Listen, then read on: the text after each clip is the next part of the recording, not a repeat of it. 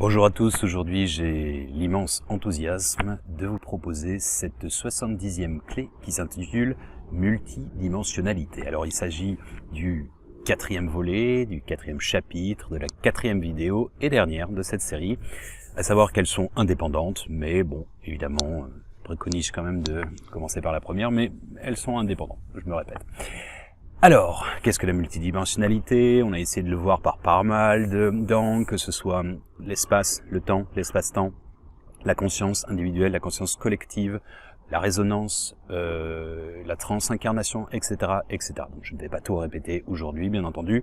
On va parler d'autres concepts, aller encore plus loin, dans cette multidimensionnalité que l'on est invité à recouvrer, ou tout au moins de conscientiser, de savoir que nous vibrons sur différents, dans le multivers, sur lequel j'ai pris cette métaphore de, c'est un peu comme un univers serait, entre guillemets, une orange, chacun de ces oranges, chacune d'elles composerait le multivers, dans une image et une métaphore, bien entendu, de laquelle nous serions, entre guillemets, prisonniers de cette sphère, pour lequel on a un angle, on a une conscience, un filtre pour éviter d'être dispersé, de regarder plusieurs films en même temps, mais sachant que ce n'est, entre guillemets, que la source, la conscience qui s'expérimente. Alors, preuve à l'appui, entre guillemets, je vais citer Jean-Émile Charron, alors on va voir les champs morphiques, etc., différents concepts pour arriver jusqu'au double quantique qui est la connexion avec son soi supérieur,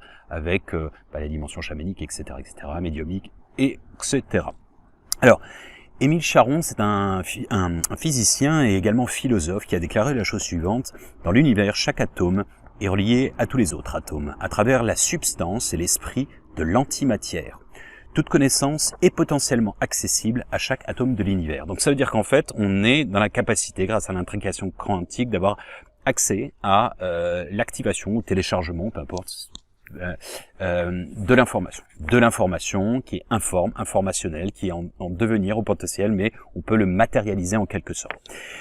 Alors, David Bohm, je vous ai dit, c'est une personne qui me tient beaucoup à cœur, qui a fait beaucoup partie de mes grands enseignants. David Bohm, donc c'est quelqu'un dont Einstein était admiratif. Donc c'est un grand physicien, également grand spirituel, devenu mystique par la suite, et il a dit, ce que j'ai déjà mentionné dans l'autre vidéo: la nature a un sens et donc une conscience. Même au niveau de l'électron, cette conscience est partout et en toutes choses. Deux choses essentielles. Ce qu'il énonce, donc ça c'est dans la physique, la science de la physique, ok? Chaque électron, chaque atome a une conscience. Vous n'êtes fait que d'énergie et vous n'êtes fait que d'atomes. Donc ça veut dire que chacun de vos atomes, alors vous n'êtes pas conscient de chaque conscience de vos atomes, mais ça veut dire qu'elles sont à la fois indépendantes de vous, même si vous l'embrassez dans son entièreté. C'est exactement la même résonance, entre guillemets, entre l'infiniment petit et l'infiniment grand, à l'échelle de vous êtes un univers, parce que vous contenez votre génome, etc., etc. Au-delà, cet univers que nous voyons ici vous contient, et ainsi de suite. Alors, si vous voulez, je vais parler justement de ce qu'on appelle la résonance morphique, ou déjà dans un premier temps, les champs morphiques. Les champs morphiques, alors on va déjà faire sous forme d'analogie, c'est pas une analogie d'ailleurs, c'est une anecdote entre guillemets scientifique, controversée aussi un petit peu, parce qu'il y en a qui disent que c'est pas du tout vrai. Bon, écoutez, a priori, il y aurait eu quand même pendant 8 ans des chercheurs japonais, donc ça s'appelle dans les années 50 ou 60 je crois, qui aurait étudié ce qu'on appelle la théorie du centième singe. Pour la faire assez simple, en gros, un jour, un ou une singe a une idée lumineuse et elle se rend compte que plutôt que de manger des patates douces avec un goût un peu amer du du sable plutôt, elle choisit de le laver à l'eau douce. D'accord, donc elle trouve ça meilleur goût, elle enseigne quelques-uns, certains adhèrent, certains n'adhèrent pas. D'autres grands sages, des sachants, ils n'ont pas envie de changer leurs habitudes, etc. Et ça dure, a priori, dans le protocole observatoire, 8 ans. Et arrivé à un certain seuil, il y a ce qu'on appelle le seuil critique, de masse critique, ou plutôt informationnel et énergétique, je préfère. En fait, c'est développé quelque chose d'inimaginable, entre guillemets, qui a surpris évidemment les chercheurs. C'est que, alors, centième singe, ils n'ont pas les compter si c'était vraiment le centième, ou le 101e, ou le millième, c'est juste une notion de seuil. D'accord? Alors, qu'est-ce qui s'est passé concrètement? Eh bien, une fois qu'ils avaient atteint un certain niveau, pendant 8 ans quand même, à enseigner, à se renseigner, à se refiler le bal, eh bien instantanément, l'ensemble de cette race de singes sur cette île a épousé cette nouvelle technique. D'accord? Donc un peu comme s'il y avait un basculement de ce qu'on appelle dans le, comment dire, le saut quantique. Pour vous visualiser, vous avez des cercles concentriques comme ça, et en fait il y a des moments, il y a des sauts, c'est-à-dire d'un orbite à l'autre. C'est pas linéaire en fait. Et c'est ça en fait qui s'est passé concrètement en guise de métaphore. Mais au-delà, c'est que sans avoir entre guillemets d'échange physique, c'est-à-dire en fait toutes les îles avoisinantes, n'ayant pas de bateau, etc., ils n'ont jamais pu communiquer, eh bien, en fait, ils ont également eu cette aptitude dans cette même nuit. C'est un petit peu comme si, donc, ce champ morphique était une aptitude naturelle à l'ADN de cette race de singes, et en fait, comme si le collectif avait pu, au bout d'un moment, accéder comme une mise à jour, mais un peu à titre d'exemple, c'est un peu comme quand vous levez le matin et je sais pas, vous allumez votre portable et que je ne traite pas de marque, mais peu importe, mais enfin ça fait des mises à jour. C'est exactement ça, et tout le monde en bénéficie. Enfin, pour le meilleur ou pour le pire, peu importe, mais donc ça, moi je trouve ça extrêmement intéressant parce que en fait, c'est comme si, donc, je reviens sur cette phrase-là qui va peut-être plus vous parler, de Monsieur Charron, qui disait « Dans l'univers, chaque atome est relié à tous les autres atomes, à travers la substance, l'esprit de l'antimatière. Toute connaissance est potentiellement accessible à chaque atome de l'univers. » Antimatière, c'est-à-dire que vous avez 4% de matière physique, okay, tangible a priori, pour une densité. Vous avez 27% d'antimatière, donc vous avez de la matière 4%, antimatière 27%, et matière invisible 69%. Donc l'antimatière, c'est le yin et le yang, la lumière et l'obscurité, c'est la dualité nécessaire. C'est-à-dire que si vous avez de la matière, normalement tout est toujours une question en physique de force de réaction. Force de réaction, là présentement j'ai un poids qui pousse la Terre, mais la Terre par comment dire, force de réaction, c'est deux vecteurs opposés en physique, eh bien je suis compensé, sinon je m'écroulerais dans le si je pesais 12 milliards de tonnes, j'en sais rien, peut-être je m'écroulerais dans le sol, et en parallèle, si la gravité, n'était pas assez contrebalancée, eh bien je partirais dans la densité, dans les étoiles, un peu comme vous le voyez quand vous voyez les images des astronautes qui n'arrivent pas à marcher, voilà. Alors, allons un petit peu plus loin. En fait, si vous voulez, cette notion d'habilité par une race, par le genre humain, c'est la raison pour laquelle, quand je répète inlassablement, plus vous vous éveillez, plus elle s'éveille, plus de même, et ainsi de suite, ce sont des vases communicants, c'est ces aptitudes. C'est-à-dire qu'aujourd'hui, moi je vous le dis, c'est beaucoup plus... J'ai commencé à méditer en 2001. Bien figurez-vous, que ce n'était pas aussi simple. Parce qu'aujourd'hui, je dirais qu'il y a quand même beaucoup plus de personnes qui méditent.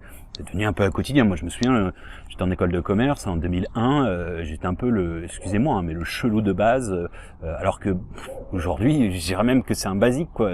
Enfin, c'est pas un basique, mais même dans certaines sociétés comme la Deutsche Bank, ils le préconisent. Donc, vous vous rendez compte quand même.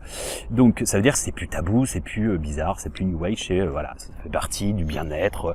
Bon, comme on ferait du sport, etc. On ira dans le futur, vous verrez, ce sera tout ce que je préconise sur la respiration holotropique ou autre, breathwork, la qualité de respiration, c'est pareil, c'est ce qui nous permettra, entre autres, toutes ces choses d'évoluer de plus en plus. Et donc, c'est pour ça que il y a une espèce de résonance morphique. Résonance, c'est le fait que tout ce qui est en haut est comme ce qui est en bas, c'est-à-dire qu'en fait, le génome contient l'intégralité du pattern de tout votre patrimoine génétique.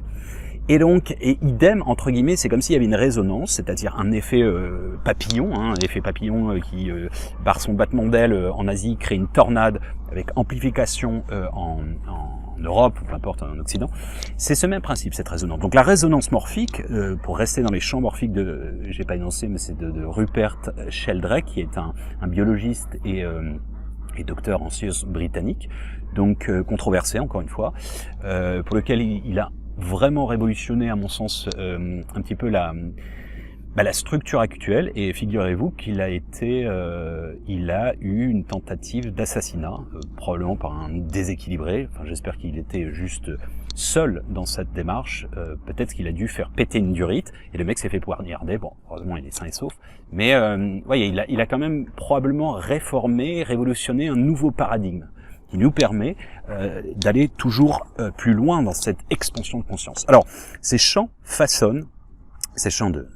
morphiques façonnent les différents types d'atomes, molécules, cristaux, etc., etc. Donc, la résonance morphique, implique la transmission d'influences causales, formatrices à travers l'espace et le temps, sans linéarité du temps, avec la notion soit de double, voire pluriple causalité, et ou de rétrocausalité. Alors, je veux pas aller trop loin sur la rétrocausalité parce que ça fait vraiment bugger beaucoup de gens. Et puis après, le problème, c'est qu'à chaque fois que je me retiens parce que si je vais trop loin, je sais que, c'est dommage en fait de prendre des risques. Certains vont être soit perdus, soit ils vont dire non mais là il va trop loin, c'est débile, voilà, etc. Donc bon bref, je suis encore toujours à tâtonner dans ce que je peux me permettre ou pas. Alors, je veux dire. Pas de manière personnelle, mais... Alors, vous savez, le cerveau, et oui, le cerveau il est trop petit pour contenir la mémoire, et ne serait pas un organe de stockage, mais plutôt un lien avec la base de données. Un peu comme s'il y avait un serveur extérieur. Et ça, c'est tout... on en revient au champ morphique, le fait de pouvoir avoir accès à tout ça, et la fameuse citation d'Émile Charron. Dans l'univers, chaque atome est relié à tous les autres atomes. À travers la substance, l'esprit de l'antimatière, toute connaissance est potentiellement accessible à chaque atome de l'univers.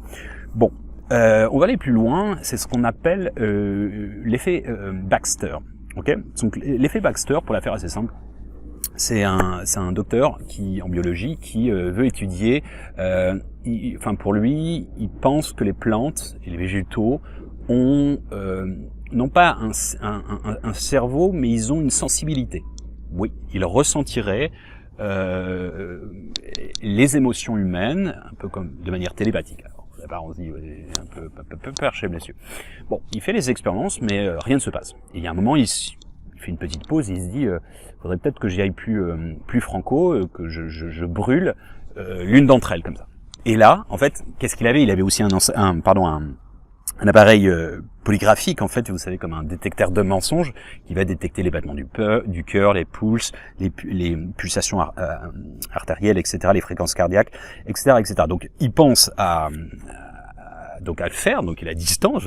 Et là, d'un coup d'un seul, en fait, il est surpris par l'agitation de la machine qui s'emballe. Donc il se dit, attends, est-ce que c'est une interférence? Il recrée en laboratoire plusieurs fois cette expérience qui fonctionne toujours. Et en fait, c'est intéressant parce que les plantes n'ont pas, entre guillemets, de cerveau à proprement parler, mais de multiples centres de contrôle et de perception, en fait. Alors, est-ce qu'il y a un rôle dans l'ADN? Parce qu'il faut savoir que, oui, il y a un ADN dans les végétaux. D'accord? Et il y a une transmission aussi à l'homme. Quand l'oxygène, etc., etc. Quand vous puisez l'énergie naturelle d'un arbre, les câlins sur un arbre, bon, je sais que certains, ça fait marrer. Bon, moi, je le fais depuis des années. Même mes parents, mon père, qui est, à la base un petit peu rationnel, même si c'est bien ouvert, bien content. La conscience est, depuis 6 ans. Mais même avant ça, il le faisait aisément, il trouvait ça drôle au départ, et puis pourquoi pas en fait. Bon bref, tout ça pour dire, en fait, il y a une autre expérience assez naturelle, c'est ce qu'on appelle l'expérience des géraniums. Alors en fait, vous pouvez faire l'expérience, vous faites une pousse mère de géranium, ok, avec des pousses souches, les petits. Alors, si vous, vous en isolez un et ou vous l'asséchez, seul, entre guillemets, l'enfant meurt. Tandis que si vous asséchez la mère, eh bien c'est l'intégralité, c'est l'ensemble des pousses jeunes, entre guillemets, des géraniums qui meurent. Alors, si vous voulez, en fait, tous les éléments du cosmos, que ce soit animal, dimension animale, végétale, etc., ça crée de l'énergie et une sorte d'âme, en quelque sorte. D'où les visions animistes, chamanes, qui voient l'âme de la matière, l'âme des choses, à travers tout et en tout. Alors, l'hypothèse de Gaïa, ça date des années 1980 exactement, par Lovelock et Margulis. Alors, en fait, ce sont des auteurs qui, pour eux, la biosphère se comporte globalement comme un être vivant avec ses propres règles. Et bon, dans le sens où, oui, la Terre-Mère, Mère-Terre, Gaïa, etc. aurait une conscience. Donc, c'est nouveau, c'est scientifique, mais en fait, ça émane de la nuit des temps, si vous voulez. Alors, il a justement déclaré ce fameux Lovelock. D'ailleurs, j'aime dans le langage des oiseaux en anglais, lock, ça veut dire fermé, love, donc je viens d'y penser là. En fait, c'est comme si c'était le loquet pour ouvrir la porte du cœur. C'est beau. Alors, je pense pas que ce soit un pseudo. Bref, nous pouvons considérer toute la gamme de la matière vivante sur la Terre, de la baleine au virus, du chêne aux algues, en tant qu'entité vivante, capable de manipuler l'atmosphère de la Terre afin de répondre à ses besoins globaux et d'avoir des facultés, des capacités qui vont bien au-delà de celles de ses composants. Alors, qu'est-ce que ça veut dire? Il y a une notion de synergie aussi, de résonance. C'est-à-dire, vous savez, quand on dit... oui, vous savez, l'écosystème, c'est quoi concrètement? C'est du genre, tout est à sa place, même un parasite, il a sa raison d'être, et que je parle pas des humains, mais aussi les idiotiles en quelque sorte, petite blague. Mais en fait, tout, le compost, machin, tout a une raison d'être. Donc, sinon c'est comme, je prends souvent cet exemple, vous prenez votre montre ou une horloge, et puis vous dites, bon, ça sert à quoi ce bouton à que dalle? Allez, dégage. Ah tiens, ma montre, elle marche plus. Bah ouais, c'était virer la moitié des composants, et c'est ce qu'on est un peu en train de faire à travers notre société ultra consumériste, qui ferme les yeux, etc., etc. Encore une fois, c'est pas pour fustiger, c'est un état de fait. En 50 ans, on a décimé la moitié des espèces. Si ça part un peu en sucette, notre écosystème, c'est assez logique, quoi. Donc, quand on dit en plus, oui, la Terre-Mère, elle a besoin de se régénérer, ces vibrations ont baissé et donc affectent le genre humain. Le genre humain se sent de plus en plus, dernièrement, les crises existentielles, pas tout le monde, et il y a des hauts et des bas, c'est un peu différent, mais il y a des turbulences, mais c'est assez simple, en fait. C'est-à-dire qu'en fait, l'humain se gorge de cette énergie terrestre, dont elle fait partie, parce que sans la Terre, on n'est plus rien, hein, c'est assez simple de comprendre l'histoire. Et aussi, en fait, que on redécharge par notre scepticisme ou notre dimension lumineuse, on lui redonne aussi à la Terre. Donc il y a une espèce de réciprocité, de résonance morphique à ce niveau. Alors, je voulais vous parler également de mon copain, je dis encore une fois que j'adore, David Bohm, qui s'appelle la théorie de l'hologramme, en fait. Alors, c'est un peu comme chaque fragment d'ADN contient l'intégralité du génome, du pattern de votre patrimoine génétique. Le cosmos pourrait être une structure infinie d'ondes. Esprit et matière ne seraient que des manifestations différentes d'une même réalité profonde animée par un flux permanent de transformation créatrice, à savoir la vie. Alors, si vous voulez, c'est ce dont j'ai déjà parlé à moult reprises, à savoir dans l'hindouisme, le collier de perles d'Indra. Concrètement, c'est quoi? C'est cette métaphore de Rumi, tu n'es pas une goutte d'eau dans l'océan, tu es l'océan entier dans une goutte. Eh bien, c'est quoi? Ce serait comme, vous savez, une toile d'araignée à la rosée du matin, et il y a des petites gouttelettes comme ça. Eh bien, chaque gouttelette reflète l'intégralité de la structure, du pattern, en fait. Du même ordre que je vous ai dit, la vérité était tel un miroir tombé de la main de Dieu, il est tombé, chacun prend un morceau, et dit que toute la vérité s'y trouve. Il y a une deuxième manière de voir au-delà du miroir. Chaque petit composant reflète l'intégralité. Bon, alors, la question existentielle, qui sommes-nous? Sommes-nous ce corps ou cet esprit qui peut analyser ce corps dans un esprit? Sommes-nous le deux? Sommes-nous une multidimensionnalité de tout? La conscience qui observe et aussi la conscience observée. En tant que bloc, comme je dis dans la vidéo précédente, quand à un moment je vois un poulet qui arrive et je vois son œil, et en fait je sais pas qui observe quoi, c'est la conscience qui s'observe aussi. Okay, ça c'est pas un transfert, c'est juste en tant que bloc, l'observateur, l'objet ou la personne ou l'objet on va dire. Je sais qu'une poule n'est pas un objet, et l'observation. Non mais c'était pour faire observateur. Observation, objet, en tant que bloc, fusionné. C'est la conscience qui se rappelle à elle-même. Alors, du même ordre, êtes-vous la même personne aujourd'hui si vous avez, je sais pas, 40 ans, que quand vous aviez 20 ans, que quand vous étiez ado, quand vous aviez 5 ans ou bébé? Je pense que c'est assez évident. En fait, on est plus proche, là aujourd'hui, vous êtes beaucoup plus proche de ce que vous étiez il y a 20 ans, j'imagine, qu'une personne avec qui ça vibre bien, qu'elle ait 20 ans ou 80 ans, peu importe, à la limite, où vous ressentez à la maison. Encore hier, j'ai rencontré un Écossais, je passe devant lui, il a 10 ans de plus que moi, mais il y a un truc qui se passe. Donc je passe, je le regarde, on se reconnaît vraiment. Et je repasse dans l'autre sens, et je vais le voir. Et là, tout est complètement naturel. Et je passe, j'ai pas prévu du tout ça, mais je passe 2h30 à parler avec lui, alors que j'ai froid, etc. Mais enfin, c'est vraiment d'âme, en fait. Bon bref, c'est vraiment cette notion de, en fait, ça vibre. Un truc qui se passe, c'est en fait, et plus on fait ça, plus on se reconnecte les uns aux autres, et bien plus il se passe des choses à l'échelle mondiale aussi. Alors, d'où vient cette connaissance que nous avons de notre ADN? Est-ce qu'on a donné les cours à vos cellules pour recomposer la duplication, etc., la méiose, la mitose, etc. Est-ce que vous êtes là à donner des ordres à vos cellules pour dire vas-y, développe ton immunité pour te battre contre une bactérie ou un virus, etc. Non, c'est l'ordre de l'inné. Alors, ça c'est intéressant, parce que ce savoir-faire, en fait, d'où il vient? Alors, c'est un petit peu compliqué, mais on va essayer de la faire simple. Alors, c'est Pierre Teilhard de Chardin qui dit la chose suivante.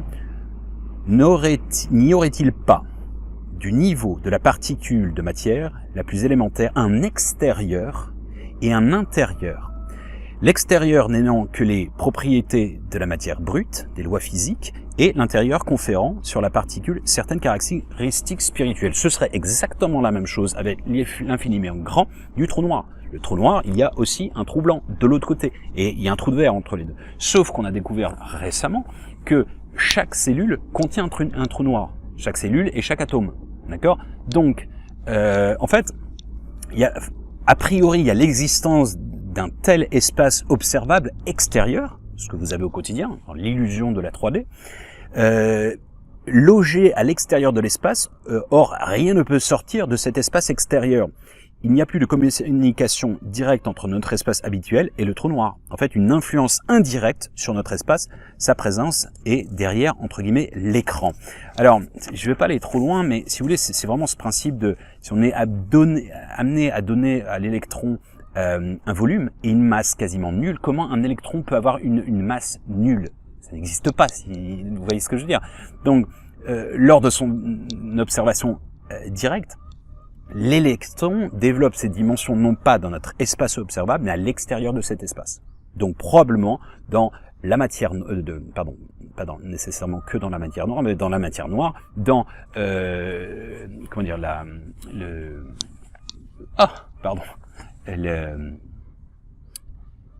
dans l'antimatière et dans la matière noire et dans le bref, et donc dans la mesure où on n'a que 4%, donc ça veut dire que toute la contingence potentielle, etc., serait peut-être contenue dans l'extérieur de notre univers et qui permet aussi l'expansion de l'univers. Alors, du même ordre, à l'échelle de la cellule, c'est exactement ce que, quand on parle, excusez-moi, hein, mais l'univers est tellement bien fait, quand on parle de l'ADN poubelle, du genre on a utilisé genre 1% de notre ADN, j'exagère, quelques pourcentages, et tout le reste, bon, ça sert à que dalle. Ouais, ok, bah c'est un peu du gâchis quand même. Donc, est-ce que justement, il n'y a pas la partie off, la partie de l'autre côté du miroir, dans les coulisses? Alors là, je vous laisse méditer. Mais si vous voulez, l'antimatière, il y a matière, donc forcément il y a antimatière. Il y a physique, il y a métaphysique. Il y a toujours les racines avec l'arborescence, ok, de l'arbre de la vie, etc., etc. En guise de métaphore, mais aussi physiquement, en tant que trou noir, trou blanc, très troublant, comme j'aime à dire, etc. Alors, l'électron semblerait le porteur de l'esprit ou disons de l'information, et ce qu'on appelle désormais la psychomatière. Alors, je traduis l'anglais, c'est psychomatter, donc j'ai trouvé peu de dossiers là-dessus, en français, je vais vous dire, mais bon, peu importe à la limite. Donc, il y aurait un côté physique avec un passage sur la métaphysique qui aurait peut-être un autre effet plus loin. Alors, comme disait, alors là, on va aller plus dans la dans la prose, et bon, Voltaire disait, pareil, c'est un grand enseignant pour moi, Voltaire disait « Le monde m'embrasse et je ne peux rêver que cette montre existe et qu'il n'y ait pas d'horloger. » Alors, l'horloger, horloger en soi, dans son cœur, je pense. En anglais, j'aime beaucoup la traduire comme horloger, ça se dit watchmaker. Watch, ça veut dire la montre, le faiseur de montre, d'accord? Mais aussi, ça veut dire watch, ça veut dire observer. Donc c'est à la fois, il est nécessaire de regarder et d'être observé. Donc l'observateur, l'observation, objet observé est un tout, un bloc indissociable. Alors, j'aime aussi la notion de temps dans le langage des oiseaux. Alors, on m'a déjà fait la remarque, quelqu'un qui était parlait chinois, qui me dit oui mais non c'est pas les mêmes signes iconographiques. Je suis pas complètement débile. Le langage des oiseaux, c'est justement un son qui vibre avec différentes fréquences entre guillemets de signification guidant dans cette langue, dans cette sensibilité de langue. C'est pour ça que si on arrivait à parler toutes les langues, je pense qu'on ce serait un peu compliqué, mais on aurait encore plus le champ d'action, le champ de conscience qui s'éveillerait. Parce que je vous dis, il y a des concepts qui n'existent pas, que j'apprends en turc par exemple, et qui n'existent pas en français. Et je trouve ça remarquable en fait. À chaque fois, tu te dis, mais waouh, finalement, ils vont toujours plus loin. Et en fait, c'est pour ça que c'est un enrichissement, le patrimoine mondial de l'humanité. Bref, et qu'on ne peut pas homogénéiser. Hein. C'est bien de conserver justement cette distance, comme je vous ai déjà expliqué. Ça s'était révélé dans le Coran, alors au milieu de l'Arabie, sans éducation, a priori, donc Mohammed découvre, enfin révèle que il y a des courants chauds et des courants froids à l'intérieur des océans pour créer le climat. S'il n'y a pas de climat, il n'y a pas de... c'est de l'eau stagnante, ou on va dire comme dans un fleuve, et il n'y a pas de dynamique, il n'y a pas de climat, il n'y a pas de vie. Comment découvrir ça? C'est aussi toute une métaphore dans le sens, il faut préserver aussi ces différences. Ce n'est pas grave en soi. On n'est pas obligé de tous être des copier-coller, des moutons, s'habiller pareil, penser pareil, aimer les mêmes choses. Enfin, c'est assez logique ce que je dis. Hein. Et donc, ouais, dans le langage des oiseaux, shi jin, ça veut dire en mandarin, ça veut dire le temps. Sauf que si on le dissocie, bon, che, c'est un mot, alors passe-partout, il veut dire plein de choses. Il veut dire être, il veut dire, enfin, là dans ce cas de figure, je veux prendre être. Mais ça veut dire aussi quelque chose. Bon, bref. Être, shi. Et ensuite, jin, ça veut dire plusieurs choses. Ça veut dire voir, ou bien être bloqué, ou bien être séparé. Et je trouve ça très intéressant parce que, à mon sens, dans ce que je perçois, je ressens, encore une fois, c'est peut-être fantasmagorique, ok, pourquoi pas. Mais laissons-nous délirer un petit peu, c'est ça la créativité aussi, d'essayer de trouver d'autres voies. Alors, peut-être nous avons besoin de voir, nous avons besoin d'être, ou d'être vu, ou de voir ce qui sous-entend, pour être vrai, pour exister. Alors, encore avec cette référence de l'arbre qui tombe et qui fait du bruit ou pas, c'est un peu ça. Et donc, nous serions bloqués, entre guillemets, dans l'illusion de notre espace-temps, dans notre conscience. Hein, pour revenir aussi de manière moins prosaïque sur ce que je disais sur la notion scientifique. Okay, nous serions prisonniers, en fait, dans notre orange, dans notre univers, sauf avec le shift qu'on a vu, hein, dans la reconnexion avec son soi supérieur qui permet, on va voir avec le double quantique, de prendre de la hauteur pour sortir du labyrinthe. Du labyrinthe où vous êtes dans votre roue de hamster et vous tournez inlassablement. Mais le labyrinthe, par définition, pourquoi il est autant emprunté dans tous les ésotérismes, mythologie, etc., parce que en fait, il y a une solution. D'ailleurs, dans Sage Passage, je fais un coax là-dessus, une citation dont je me souviens plus de mémoire. Mais bon, bref, la solution, elle est simple. Comment vous faites pour sortir du labyrinthe? Faut prendre de la hauteur. Et la hauteur, c'est là où... Mais comment prendre de la hauteur? De la hauteur, c'est pas en volant dans le ciel. C'est en ayant une vision panoramique, au-delà de vous, de votre conscience, dite normale, c'est-à-dire avec une conscience altérée, une hauteur dans tout ce que ça peut comporter. Alors, oui, nous sommes à la fois le fabricant, l'horloger et l'observateur sans en avoir conscience. Sinon, rien n'existerait. Vous savez, comme je répète tout le temps, il faut dissocier, segmenter, fragmenter. Exister signifie séparer, fragmenter. Et j'aime cette image, vous savez, depuis que je suis gamin, de Freud, avec, je sais plus, en anglais, c'est en fait à quoi l'homme pense. Et en fait, on voit une tête de Freud, enfin d'homme, ou bien on voit la silhouette d'une femme dénudée. Eh bien, en fait, vous ne pouvez, il y en a plein des trompes comme ça, hein, donc vous avez là une superposition de deux images, mais vous ne pouvez jamais, essayez en fait, pareil dans synthèse de synthèse, c'est le fameux vase, que j'ai repris, le fameux vase avec les têtes Soit vous avez deux têtes, soit vous avez le vase. C'est le même principe. Donc, sauf que là, c'est dualiste, c'est binaire. C'est-à-dire que soit vous regardez la femme, soit vous regardez Freud, mais vous ne pouvez pas avoir les deux images au même moment. Bah, amusez-vous si vous voulez. Je vais passer du temps là-dessus, mais bon. Et en fait, c'est là où ça devient intéressant, c'est la multidimensionnalité. Ce serait que il y aurait plus qu'un empilement de deux faces d'une même médaille, il y en aurait une infinité. Donc là, ça commence à être rigolo. Et c'est pour ça qu'on est dans la multidimensionnalité sans nécessairement le ressentir ou en être mais conscient. Alors, c'est pour ça que je vous dis, j'aime justement un de ces Kohan également. Ouais, Kohan, c'est autre chose. C'est marrant d'ailleurs. Ouais, dans synthèse de Sainte Thèse, j'ai dit tout est superposé aléatoirement et surtout en parallèle, superbement posé méticuleusement. Je vous invite à méditer là-dessus. Alors, le fameux double quantique, on y vient. Alors, faut repenser une différente causalité. Même pas la notion de rétrocausalité, mais une autre typologie de causalité. Par exemple, oui, c'est pas parce que deux nuages se rencontrent qu'il va nécessairement pleuvoir, mais c'est parce qu'il va pleuvoir que l'on veut ou que l'on veut qu'il pleuve pour que deux nuages se rencontrent. Alors, vous allez me dire, mais c'est pareil au final. Non, pas tout à fait, il y a une subtilité.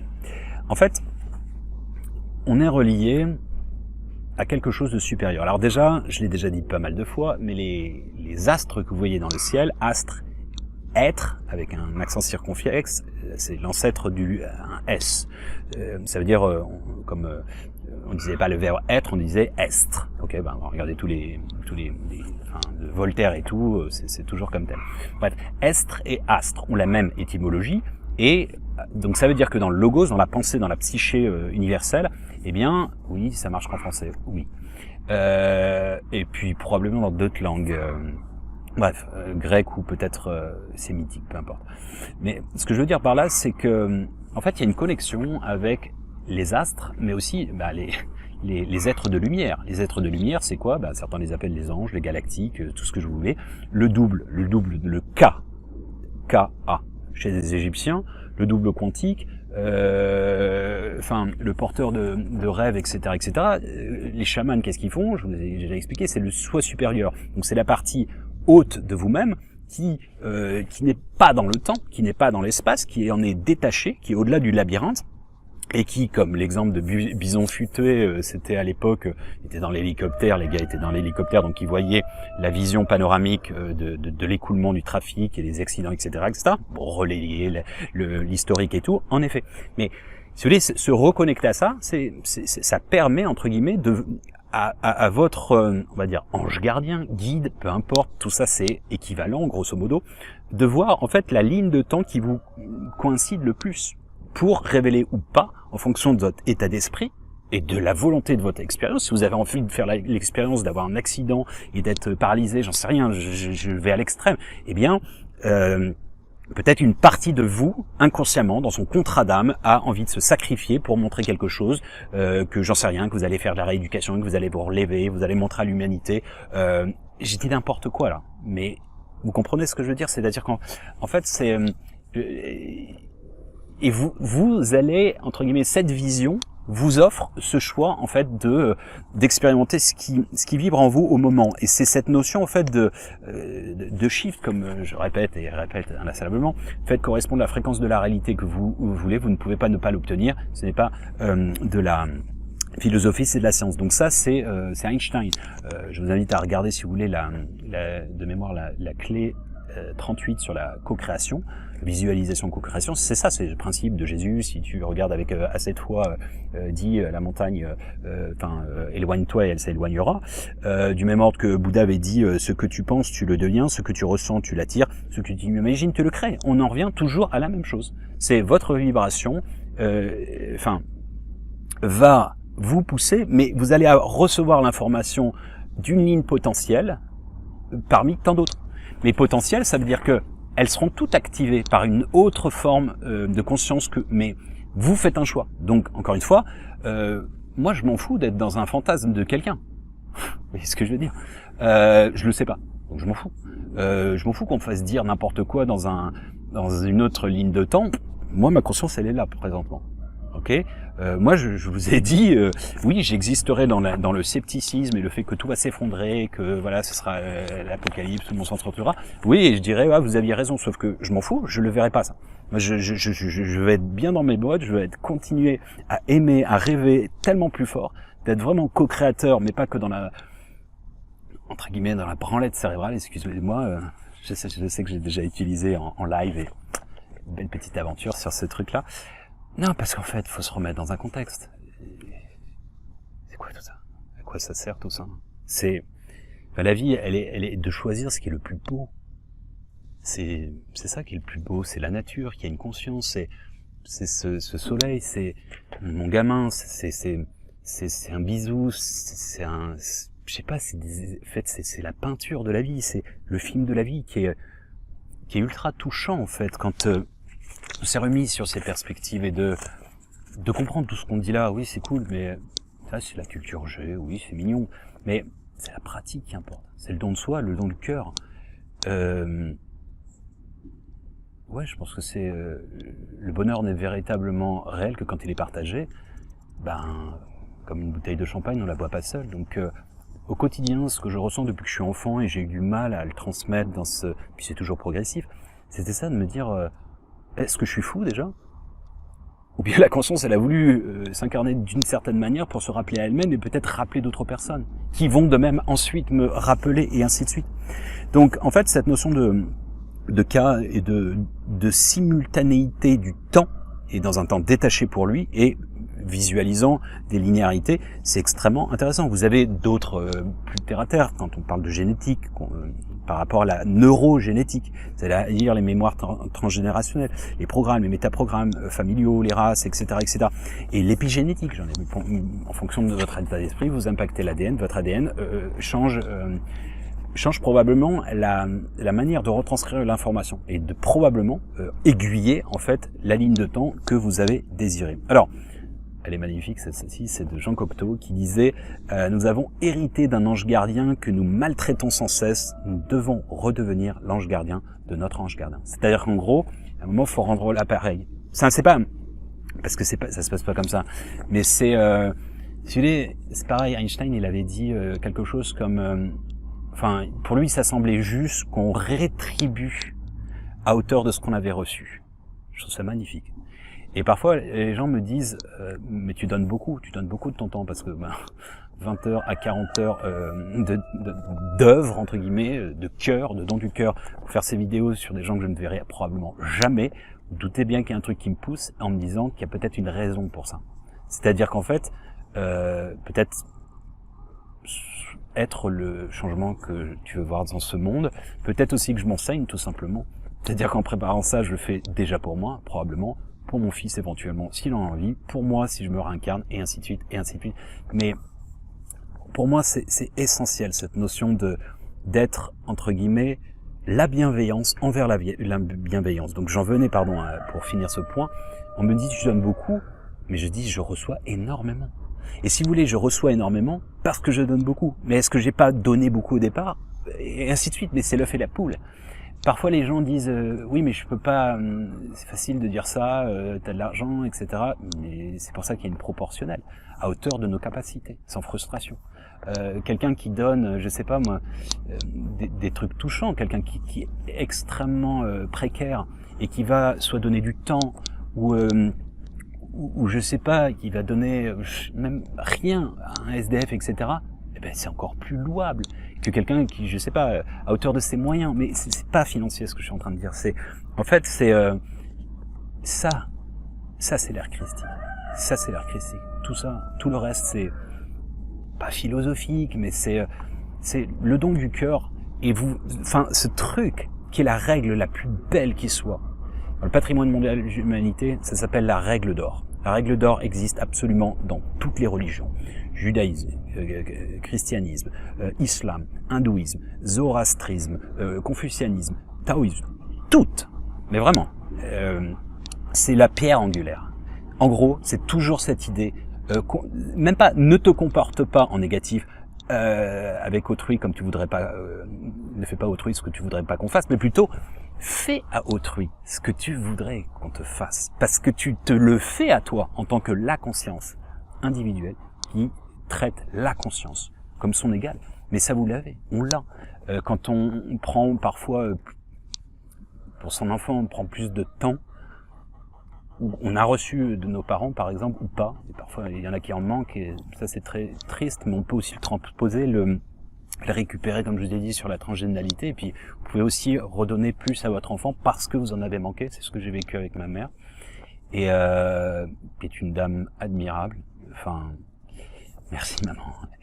Et donc en fait, c'est cette parfois, je sais pas, enfin, c'est l'enfant qui mangera le premier. Je veux dire, si on n'a pas à bouffer, si on n'a pas, je veux dire, pas assez d'argent, ou parfois vous lui laissez la place pour qu'il soit à l'aise, et puis vous prenez sur vous, vous êtes à deux doigts de tomber. Enfin, je sais pas si dans mon clip, peu importe, on s'en fout, mais en fait, sauf que c'est une pensée commune déjà dans la famille. Mais la famille d'âme, en fait, c'est nous tous, en fait.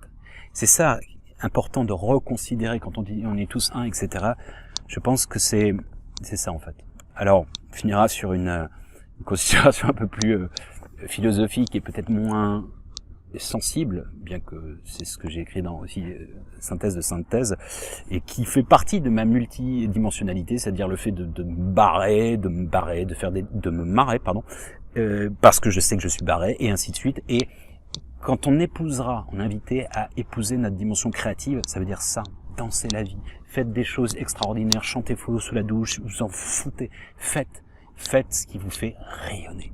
Et ça, c'est le plus bel éveil. C'est pas mater des vidéos partout, de connaître et d'être un sachant pour dire non, faux, je valide, etc. Non, ça, c'est limite rigolo.